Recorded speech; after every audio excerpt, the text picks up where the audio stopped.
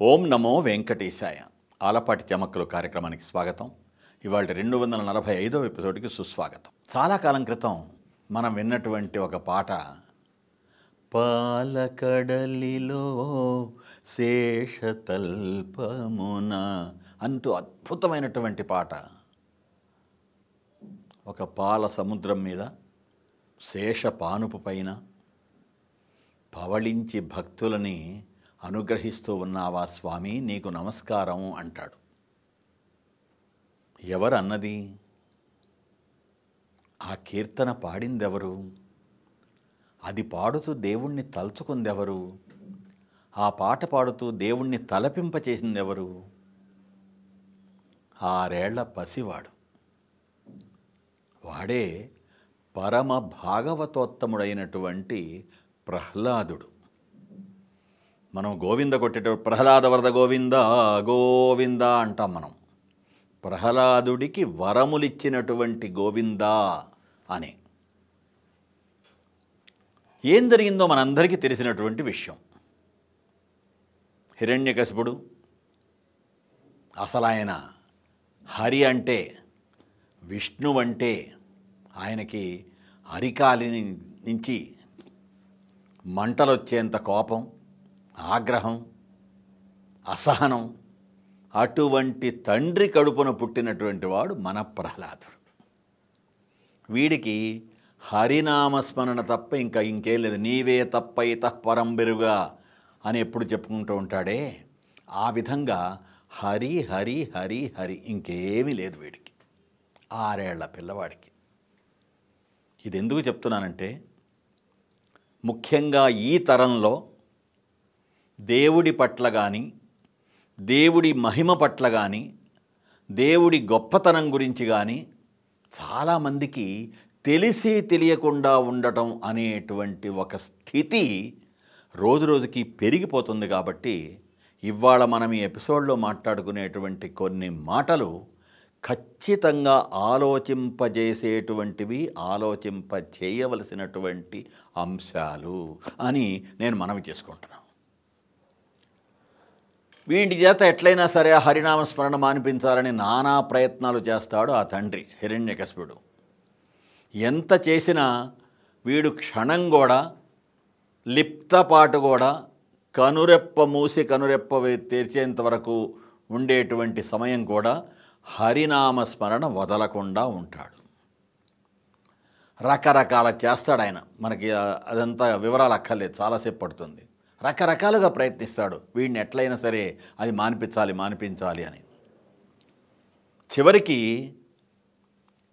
రాక్షసుడు కదా, ఆ తెలివితేటలు వేరుగా ఉంటాయి కదా, రాక్షస తెలివితేటలు.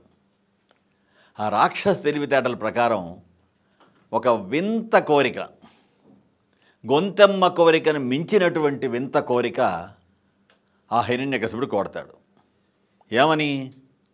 నువ్వెప్పుడు హరి హరి హరి హరి అంటున్నావు కదా బాబు, ఎక్కడుంటాడు మీ హరి అంటాడు. మనందరికీ తెలిసిన భాగవత పద్యం, ఇందుగరడందు లేదని సందేహం వలదు. ఏంటి నాన్నగారు, ఫలానా చోట ఉంటాడు, ఫలానా చోట ఉండడు అనేటువంటి సందేహం నా హరి గురించి అక్కర్లేదు. ఎందందు వెదకి చూచిన అందందే కలడు చక్రి.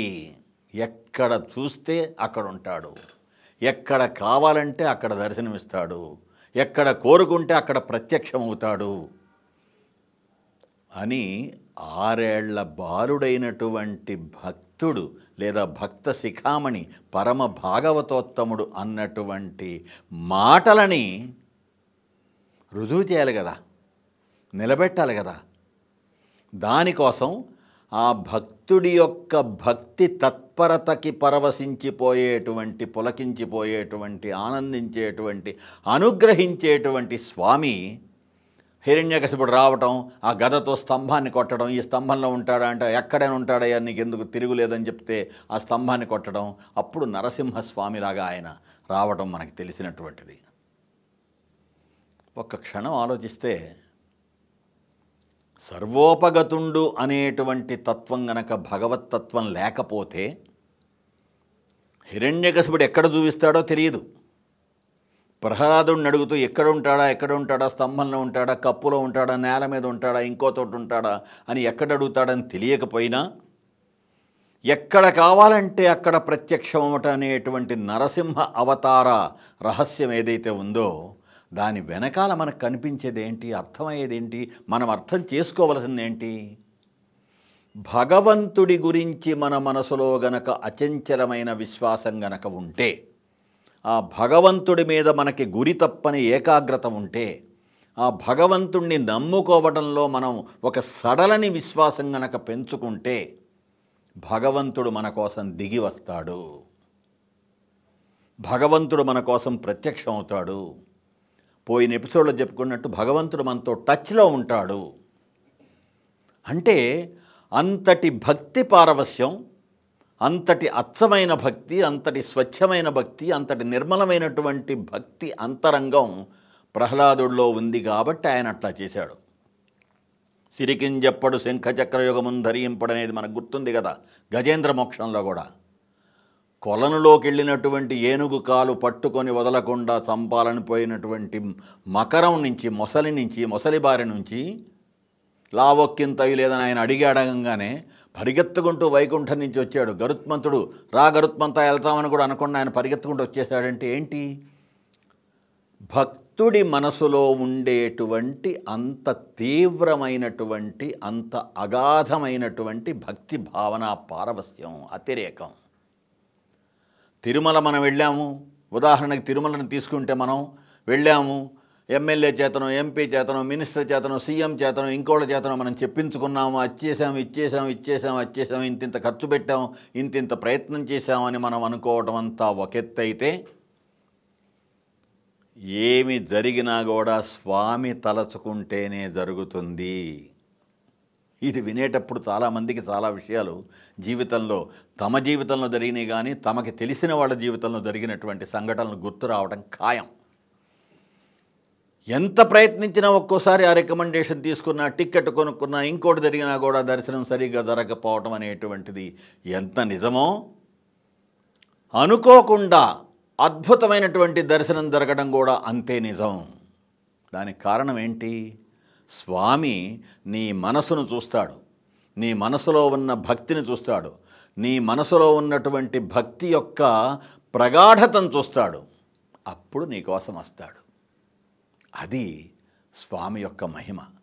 ఆధ్యాత్మిక రహస్యాలు ఆ రోజు నుంచి ఈ రోజు వరకు, ఒక శబరిని తీసుకున్నా, ఒక అవ్వయారిని తీసుకున్నా, ఇంకా ఏ భక్త శిఖామణిని తీసుకున్నా, ఏ యుగంలో తీసుకున్నా కూడా ఎన్నో దృష్టాంతాలు మనకు భగవంతుడు ఇస్తూనే ఉన్నాడు, చూపిస్తూనే ఉన్నాడు.